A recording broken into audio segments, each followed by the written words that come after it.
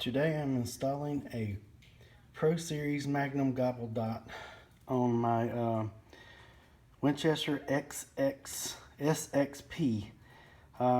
It has a 6mm rib, but since the rib has camera on it, it's really a little bit over 6, so this Pro Series Gobble Dot doesn't fit too good. It wasn't pressed down on it.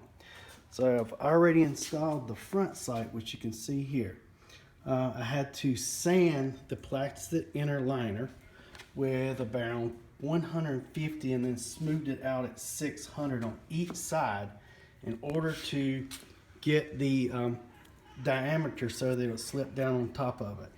So what you do is you hold it between your index finger and your thumb, and you slide it back and forth, back and forth and back and forth on the 150, 200, and you change the side and you do it equals amount on both sides. Then you smooth it to the 600 and then you press it back here on the back. So you'll set your sight back here and then it should fit. So I'm not going to go through the whole sanding process, but as you can see, this sight will not push down. So you have to take off some in order to mount it. And once you get it mounted, you just need to tighten the two screws on the side right here, this one and this one, equal amount, and then it'll press on and you'll be fixed.